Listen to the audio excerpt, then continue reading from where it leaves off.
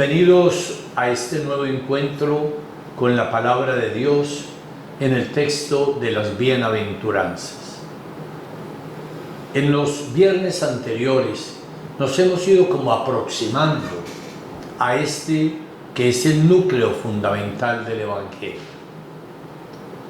Hemos visto a quiénes se dirige Jesús, quién es ese Jesús que las proclama y también el contexto que podríamos llamar literario del texto de las bienaventuranzas, es decir, desde dónde habla Jesús. Desde el monte, que lo hace semejante a Moisés. Así como Moisés en el monte Sinaí proclamó el Decálogo, el libro fundamental de la ley del pueblo de Dios, ahora también Jesús desde un monte se sienta y proclama el Sermón del Monte. Y el Sermón del Monte va a estar precedido fundamentalmente de las bienaventuranzas. Ellas encabezan eso que es la clave fundamental del camino del seguimiento de Cristo y que Jesús proclama tanto para sus discípulos que lo siguen más de cerca como para la multitud agobiada por tantas situaciones de dolor, por tanto sufrimiento. Y, como he dicho, Jesús empieza el Sermón del Monte con las bienaventuranzas, que en el Evangelio de Mateo son 8, digámoslas brevemente. Primero, dichosos los pobres en el espíritu. Segundo, dichosos los que lloran, porque serán consolados. Tercero, dichosos los mansos, porque ellos poseerán la tierra. Cuarto, dichosos los que tienen hambre y sed de justicia, porque ellos quedarán saciados. Quinto, dichosos los misericordiosos, porque ellos alcanzarán misericordia. Sexto, dichosos los limpios de corazón, porque ellos verán a Dios. Séptimo, dichosos los constructores de paz, porque se llamarán hijos de Dios.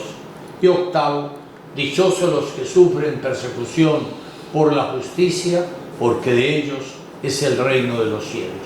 Son pues 8 bienaventuranzas que, como ya hemos dicho repetidas veces, en definitiva describen a Jesús mismo. Son 8 actitudes que Jesús mismo encarna en su vida. Por eso es el hombre más feliz, más pleno que haya podido existir, y por eso él mismo se las propone a quienes lo sigan. El camino de seguimiento de Jesús es un camino de felicidad. Dios quiere que seamos felices, pero no de cualquier manera, no con felicidades aparentes, vanas, pasajeras, sino con esa felicidad que llena de sentido la realidad humana, que le da una plenitud y un horizonte para que el hombre pueda vivir verdaderamente pleno y feliz en el seguimiento de Cristo. Dicho esto, adentrémonos ya directamente en la primera de las bienaventuranzas. Dichosos los pobres en el espíritu, porque de ellos es el reino de los cielos. Hay que decir que esta bienaventuranza, según muchos biblistas, sintetiza todas las demás. Sí, sintetiza todos los 8 dinamismos que dan a la vida un nuevo sentido, un sentido pleno. Alguien llega a decir que aunque las bienaventuranzas son 8, hasta cierto punto no son más que una: la pobreza espiritual. De hecho, las 6 siguientes nos van a decir en qué consiste esta pobreza, y la octava lo que inevitablemente engendra. Tener espíritu de pobreza, antes que nada, es saber que se es pobre y consentir en ello. La pobreza es el valor básico de la vida cristiana, la puerta estrecha abierta a la vida teologal. El pobre cree, da crédito a Dios, le da su voluntad para que cumpla su obra. El pobre espera porque tiende a los bienes definitivos. El pobre en definitiva ama porque literalmente se abandona a sí mismo para dar. Teniendo como base esto que acabamos de decir, que la pobreza en el espíritu sintetiza todas las demás, tratemos de profundizar primero en lo que en la Biblia significa ser pobre. Sobre todo, detengámonos primeramente en el Antiguo Testamento. Y esto es muy importante porque a la pobreza se le puede dar muy diferentes sentidos. Y por eso hemos de verlo en el contexto bíblico. En el Antiguo Testamento, ¿qué significa ser pobre? ¿Cómo se valora el tema de la pobreza? La primera clave en el Antiguo Testamento es lo que podríamos llamar la pobreza miseria, que es un estado anormal y escandaloso. En la comunidad judía todo era común y por ello la pobreza individual era algo sin sentido y sin explicación. La evolución posterior lleva a Israel al surgimiento de la propiedad individual y en consecuencia aparecen los pobres, los oprimidos. Los profetas, que son la conciencia moral de Israel, se convierten en defensores de esos pobres y denuncian la opresión, la actitud soberbia y autosuficiente de los ricos. El pobre es, pues, en este sentido, en cuanto que carece de lo fundamental, en cuanto vive la miseria, es una víctima digna de compasión, un oprimido al que hay que defender. Hoy se habla de empobrecidos y excluidos. Esa es pues la primera acepción de la pobreza. La pobreza como miseria, que es un escándalo que ofende a Dios y que de alguna manera se constituye en un pecado que los profetas castigan y fustigan, porque la pobreza es fruto de un proceso en el cual hay opresión y a unos hijos de Dios se les priva muchas veces de lo necesario para vivir. Es pues esta la primera clave de la pobreza en el Antiguo Testamento. La segunda clave que aparece también en algunos textos es mirar al pobre como pecador. Nos puede resultar esto incomprensible, pero hay textos del Antiguo Testamento que lo reflejan. ¿Por qué? Había la idea de que Dios daba una retribución temporal y esto va creando la mentalidad de que la riqueza no solamente es un don de Dios, sino un premio a la virtud, una recompensa que el justo recibe aquí y ahora. Es una idea muy presente en el libro de Job, que siempre que se ve realmente a un pobre, a un carente, viene la pregunta de ¿qué pecado habrá cometido? Entonces hay una clave en este sentido. Qué importante se hace ahora referencia precisamente al Evangelio del domingo pasado, cuando Jesús se encuentra con un joven rico y lo invita a dar lo que tiene a los pobres y a seguirle. Y entonces, lógicamente, el joven, que está muy apegado a las riquezas, triste se va, no es capaz de renunciar a esas riquezas.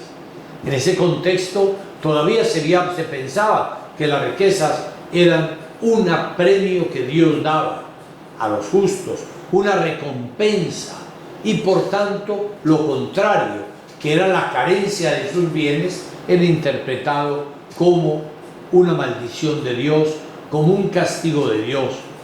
Entonces la riqueza como bendición, la pobreza como castigo. Es una idea presente también hoy en día en alguna mentalidad de grupos cristianos que ven así lo que llamamos la retribución temporal e individual, el Dios que premia aquí y ahora con la riqueza a los pobres.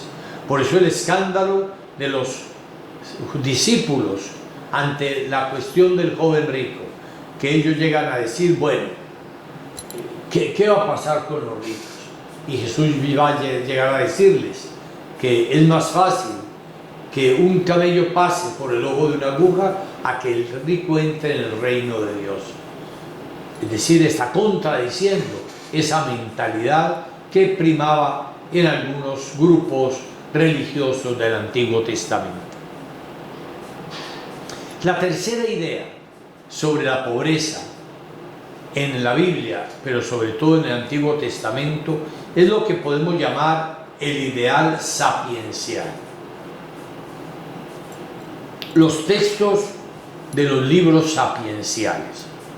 En estos textos se encuentra una tercera línea de pensamiento. El sabio en Israel siente horror ante la pobreza miseria, pero también siente miedo ante el excesivo bienestar, la riqueza y la opulencia. Ambas situaciones, la pobreza como miseria, pero también la riqueza como opulencia, le causan realmente miedo. Ambas situaciones le parecen peligrosas al sabio en Israel. Su experiencia le ha dado a conocer que el hombre se rebela contra Dios cuando carece de lo necesario, pero que también cae fácilmente en el orgullo, en la autosuficiencia, y se olvida de Dios cuando lo tiene todo y no carece de nada. El ideal sapiencial al que me estoy refiriendo podríamos sintetizarlo en un texto de Proverbios capítulo 30, versículos 8 a 9, que dice así: no me des pobreza, indigencia, ni riqueza, opulencia. Déjame gustar mi bocado de pan, no sea que llegue a hartarme y reniegue y diga, ¿quién es Yahvé? O no sea que siendo pobre me dé al robo e injurie al nombre de Dios. Miremos este ideal como lo plantea pues el libro de los Proverbios, que le pide a Dios que no le dé pobreza como indigencia, como miseria, ni riqueza como opulencia, sino que pueda gustar cada día el pan cotidiano y se aleje por una parte de esa miseria que puede llevar a renegar del nombre de Dios y que pueda llevar al pecado, pero también de la opulencia que lleve a la soberbia y a rechazar el nombre de Dios. Un autor judío, Erich Fromm, llega a decir esta expresión: no teniendo nada es muy difícil ser feliz, pero teniendo mucho es casi imposible. Nos puede sorprender esta expresión de Erich Fromm, que tiene precisamente ancestros judíos. No teniendo nada es muy difícil ser feliz, teniendo mucho es imposible. Es decir, aquí está el ideal sapiencial, que aleja al sabio en Israel de la tentación, de la opulencia que conduce a la soberbia, pero también de la miseria que puede llevar al hombre a renegar de Dios, a maldecir a Dios, porque se siente en un estado de carencia que lo lleva verdaderamente a una infelicidad. Esa es pues la cuarta clave de la idea de pobreza en el Antiguo Testamento. Todas ellas nos van a ayudar luego para poder comprender lo que Jesús quiere decir cuando habla de la pobreza en el espíritu. La cuarta clave de la pobreza en el Antiguo Testamento es lo que podemos llamar la pobreza como disposición interior, como estilo de vida. A lo largo del Antiguo Testamento a medida que se camina, podemos decir que la pobreza va teniendo cada día más un sentido netamente religioso. Empieza a significar, primero y principalmente, una actitud del alma, una disposición interior, un estilo de vida y una postura ante Dios. Es decir, se va convirtiendo en una espiritualidad. El rico, en ese sentido, es el que confía en sí mismo, el que se apoya en sus propios méritos o en sus bienes, se engríe en su corazón y piensa que con sus riquezas todo lo puede conseguir. El pobre, en cambio, desde esta perspectiva espiritual, es el que confía absolutamente en Dios.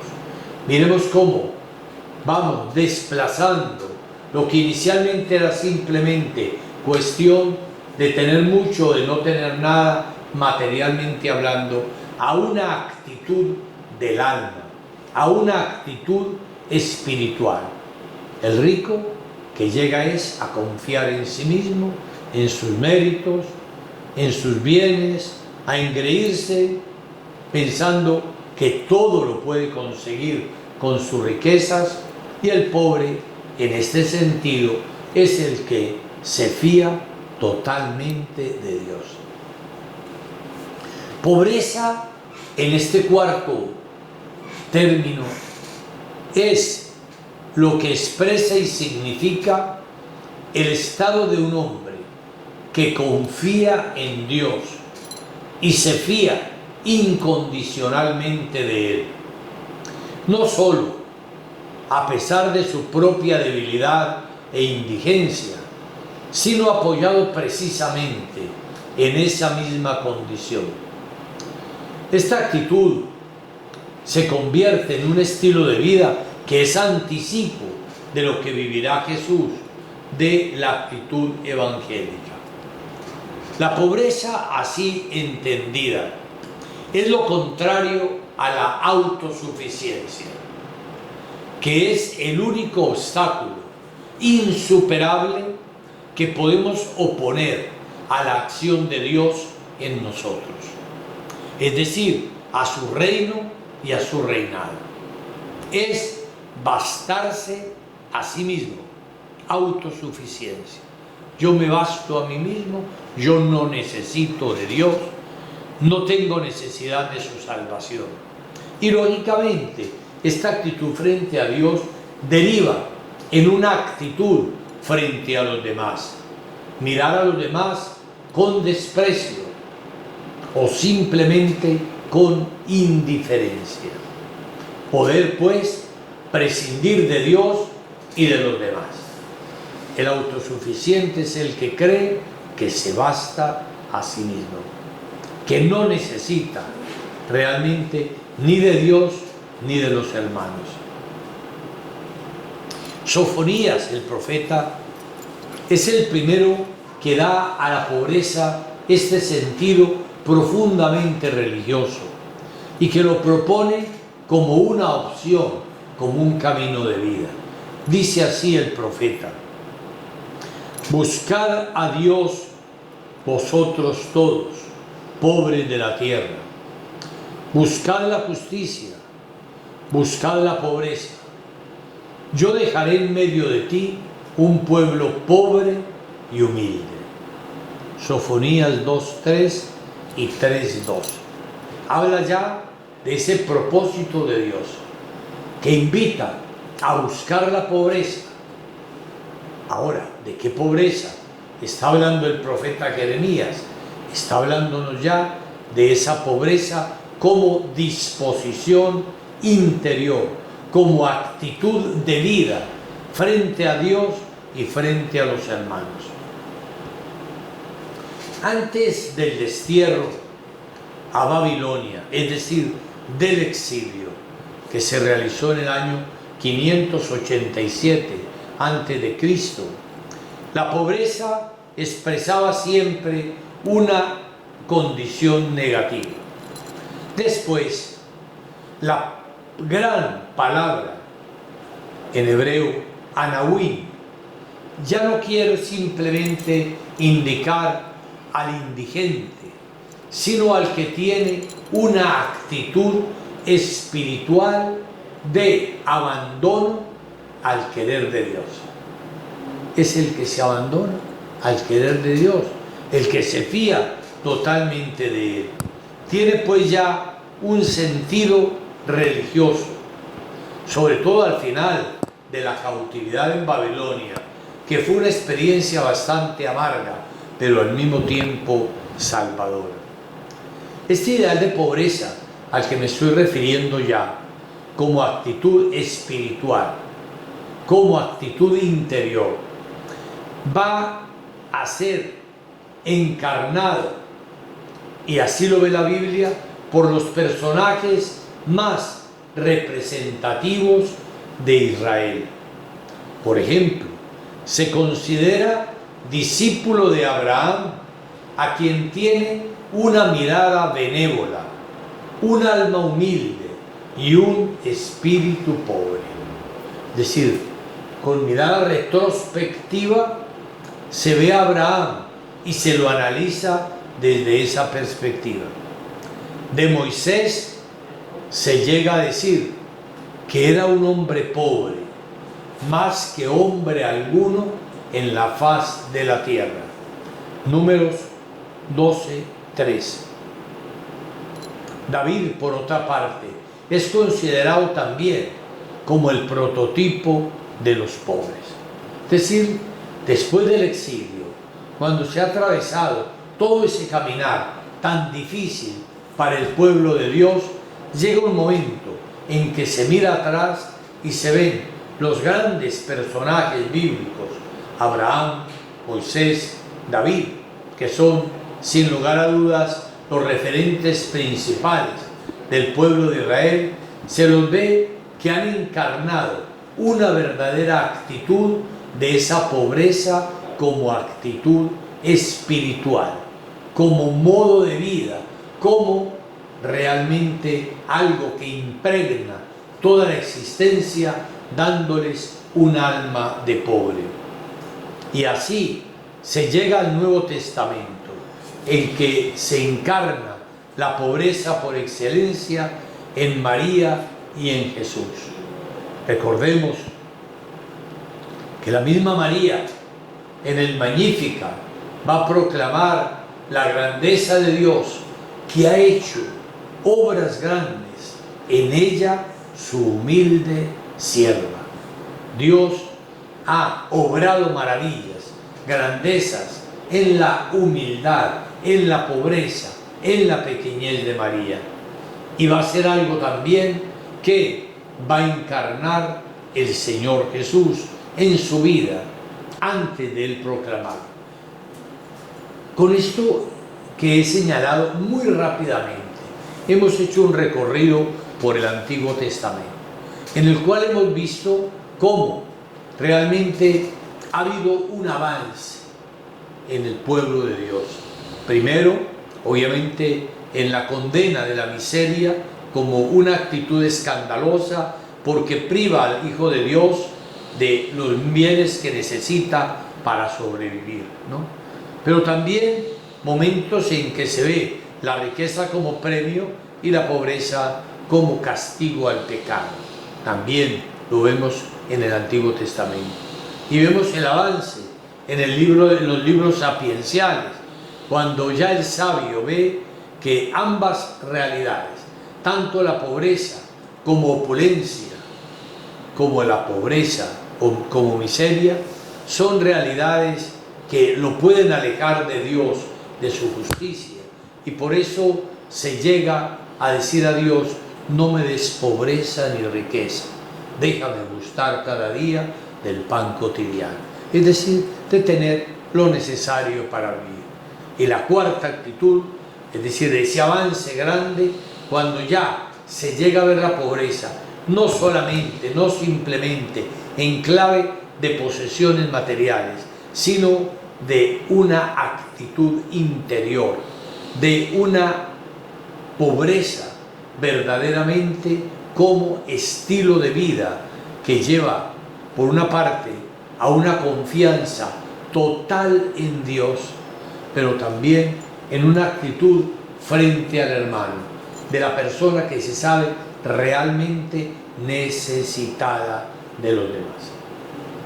Vamos ahora, pues, a hacer una breve pausa antes de adentrarnos en lo que voy a llamar ¿cuál fue la pobreza de Jesús? Ya hemos visto la pobreza en el Antiguo Testamento. Vamos ahora, pues, después de una breve pausa, a continuar ya adentrándonos en la pobreza del Señor Jesús.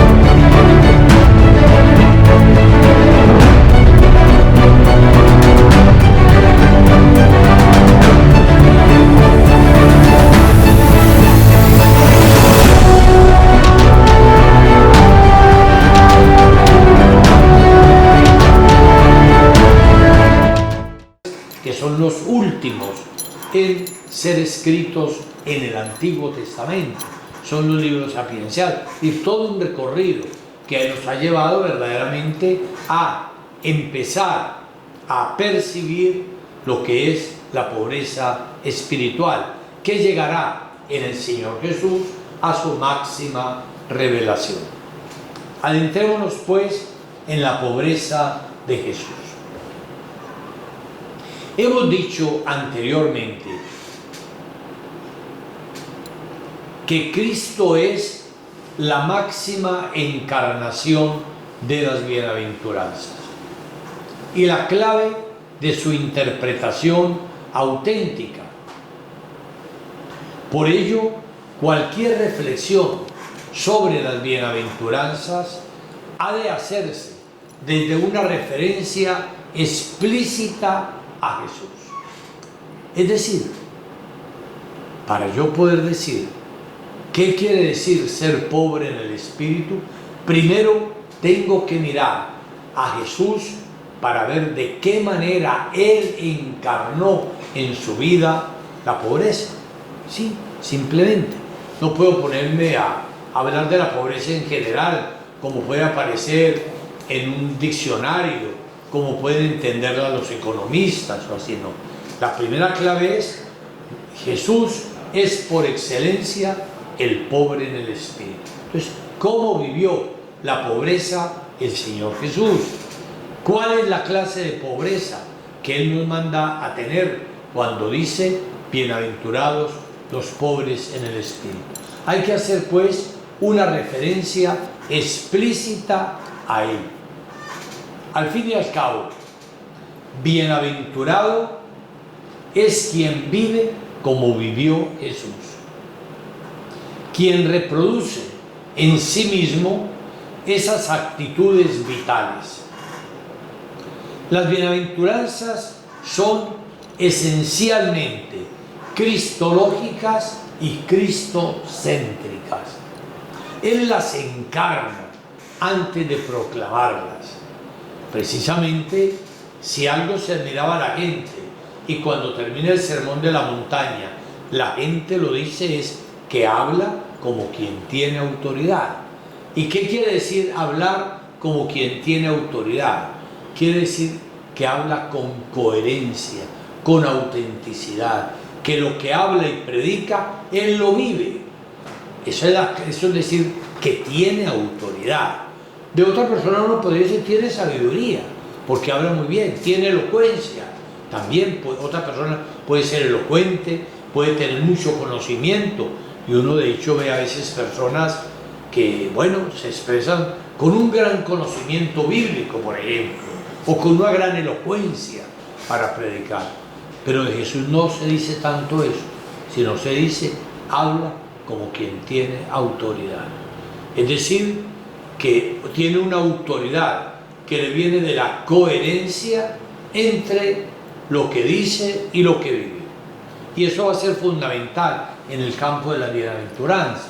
Él está proclamando esas 8 claves para ser felices, pero primero Él las ha vivido. Él las encarna antes de proclamarlas. Por eso he dicho que son cristológicas y cristocéntricas. Las bienaventuranzas expresan su mentalidad, su lógica, su manera de ver las cosas, su escala de valores, y revelan sus disposiciones interiores y sus estados espirituales. La forma como ve Jesús el mundo, como ve a Dios, como ve a los hermanos, expresan toda esa mentalidad que Jesús tiene y toda esa disposición interior, la escala de valores para juzgar la realidad. Jesús, pues, al proclamarlas como programa de pensamiento y de vida, no hace más que describirse a sí mismo. Así pues, nos preguntamos, ¿qué significó la pobreza en el proyecto de vida de Jesús de Nazaret? Hay que decir que primeramente la pobreza frente a sí mismo, La pobreza es parte fundamental del misterio de su anonadamiento, de su estado de kenosis. La palabra kenosis es una palabra griega que indica precisamente desde San Pablo en Filipenses 2, 5 a 11, cuando dice: Cristo, siendo de condición divina, no retuvo ávidamente el ser igual a Dios, sino que se despojó o se vació de sí mismo, tomando condición de siervo. Ese vaciarse de sí mismo, ese despojarse, ese anonadarse, es lo que se traduce la palabra kenos. Entonces, Jesús, al hacerse hombre, se ha vaciado, se ha despojado. Siendo Señor, se presenta como siervo. Y el texto dice una expresión muy fuerte, dice: y se presentó como un hombre cualquiera. Es clave esto. Siendo Dios, se ha hecho hombre y se ha presentado como un hombre cualquiera, sin el resplandor, sin el brillo de la gloria que le correspondía en su condición divina. Solamente hay algunos episodios en la vida de Jesús en la que podríamos decir así, como que se suspende por un instante ese estado de anonadamiento como un hombre cualquiera, para presentar de alguna manera como la gloria de Dios que estaba en él. Son el bautismo y la transfiguración. Son 2 momentos en los que en un momento se hace como un alto de ese hombre cualquiera y se manifiesta la gloria de Dios presente en él, que es maravillosa la experiencia, por ejemplo, que se tiene en la transfiguración, y que Jesús lo hace precisamente para darles fortaleza a aquellos que lo están siguiendo, para manifestarse en gloria. Pero normalmente Jesús no se manifiesta en gloria, se presenta sin el resplandor y sin el brillo de la gloria que le pertenecía por su condición divina. Muchos quisieran ver a Jesús no como un hombre, sino a toda hora andando como alto del suelo, como con la gloria de Dios visible. No, Jesús se encarnó, se hizo hombre. En el Evangelio, pues, La pobreza toma carne en la humanidad de Cristo, quien renuncia a toda la irradiación de su gloria y elige y acepta un estado de pobreza. ¿Por qué digo que acepta un estado de pobreza? Porque al ser hombre, pues bueno, va a tener, como vamos a decirlo, tiene que recibirlo todo. No tiene nada en propiedad. Nace en un hogar también pobre de trabajadores, donde hay que procurarse cada día el pan cotidiano, donde tiene que estar recibiendo, como lo diremos luego. Es decir, la encarnación es en realidad el primero y más esencial acto de la pobreza de Jesús.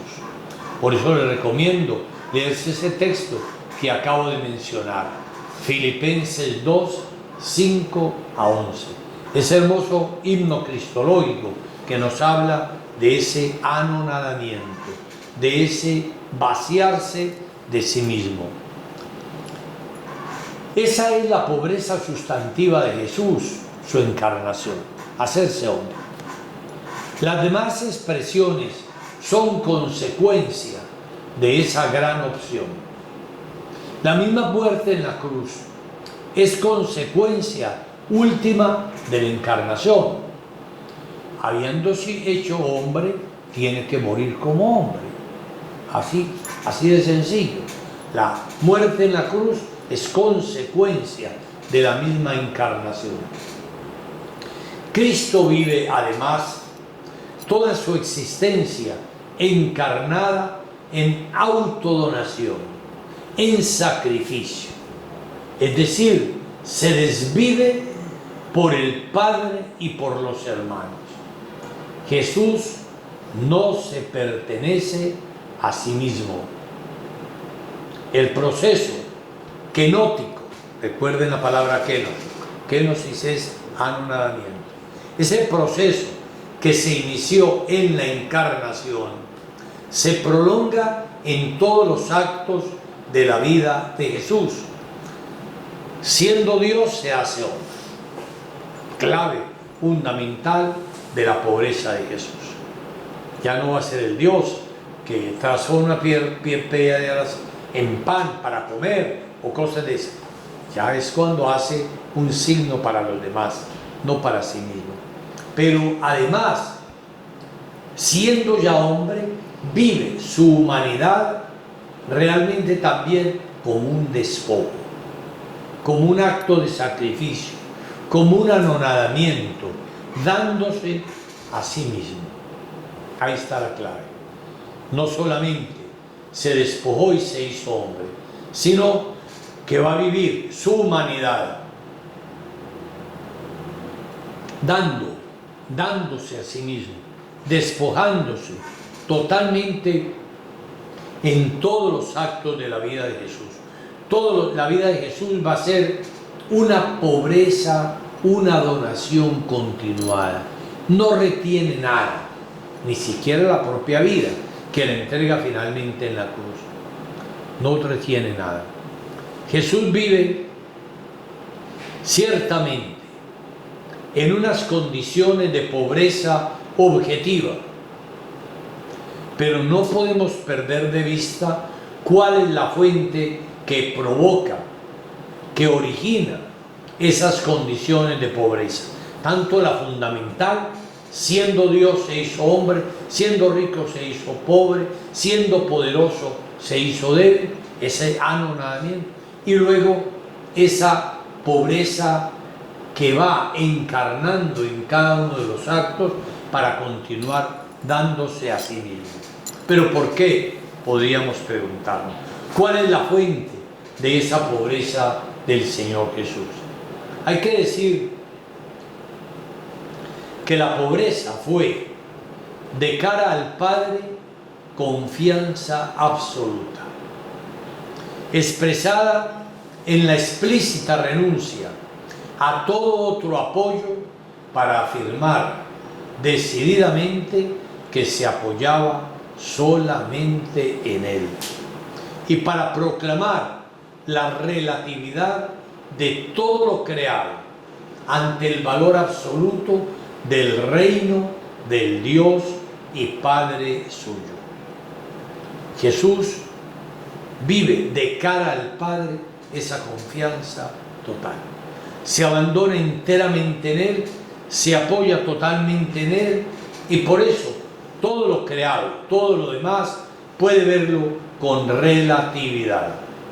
Jesús se siente todo de Dios, perteneciente enteramente a Él, y por tanto únicamente respecto a Él expresa toda dependencia.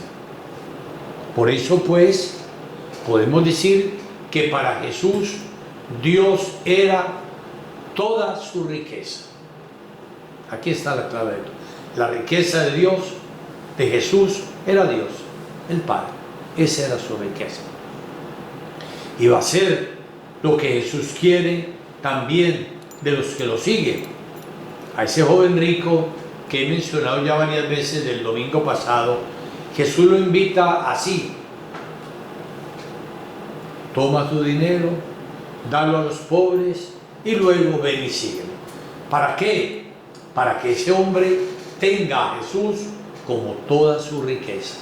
Así como Jesús tiene toda su riqueza en el Padre. Para el Padre, para Jesús, Dios es toda su riqueza. Para nosotros que seguimos a Jesús, Jesús tiene que convertirse en toda nuestra riqueza. Y por eso Él nos invita a ser libres frente a todo y ante todos, a tener nuestra seguridad totalmente puesta en Él. Por ello podemos decir que eso le da la libertad para poder entregarse, para poder vivir su vida en un real despojo de todos los bienes. Es libre frente a los bienes, no los desprecia, no, es libre frente a ellos, los usa y los comparte. Por eso hay una frase de algún obispo que decía respecto a Jesús: solo de Dios y por eso todo para los demás. Repito la frase: solo de Dios y por eso todo para los demás. Porque Jesús pertenecía totalmente a Dios, porque Dios era toda su riqueza, se puede dar enteramente a los demás, sin reserva, sin estar buscando afirmarse en otras posesiones. Por eso es libre, porque pertenece enteramente a Dios. Nunca es más libre un hombre que cuando pertenece a Dios. Es la experiencia de todos los santos, que se nos muestran como ejemplo. Son esos hombres totalmente libres, hasta el escándalo. Pensemos en San Francisco, que celebramos ahora a comienzos del mes de octubre, ¿cierto? Ese hombre totalmente libre frente a todos los bienes, porque sentía que pertenecía sola y enteramente a Dios, y por eso pudo verdaderamente poner su seguridad en Él. Porque la clave de los bienes es esa. ¿Cuál es nuestra seguridad? ¿En qué nos estamos afirmando para poder vivir de verdad? Y Jesús tiene toda su riqueza en Dios, y por eso puede ser enteramente para los demás. Su total pertenencia al Padre le permite estar completamente disponible para su obra en favor de los hombres. La pobreza de Jesús, es decir, de qué manera fue Jesús pobre. Ya hemos señalado esas dos claves: pertenece enteramente a Dios, solo de Dios, y por eso todo para los demás.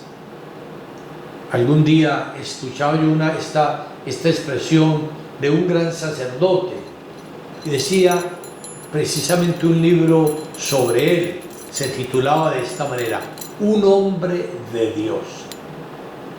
Hablar que un hombre es de Dios, es decir, que le pertenece enteramente a Dios, sin ninguna reserva. Y aquí está esa clave de lo que vive Jesús y de lo que han de vivir los que pertenecen a Jesús, es decir, personas que tienen a Dios como toda su riqueza. Y por eso se pueden fiar enteramente de Él, confiar totalmente en Él, y por ello mismo pueden también, a su vez, compartir generosamente los bienes recibidos de Dios con los demás, con los hermanos. Sobre esta clave vamos a continuar, Dios mediante, la semana entrante.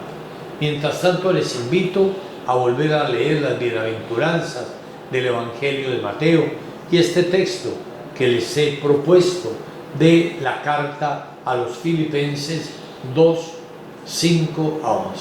Recuerden pues, la esencial pobreza de Jesús es su encarnación. Se hizo hombre y vivió su humanidad sin restricciones, realmente como un regalo de Dios para la humanidad. Oremos unos por otros. Que Dios los bendiga, en el nombre del Padre, del Hijo y del Espíritu Santo. Amén.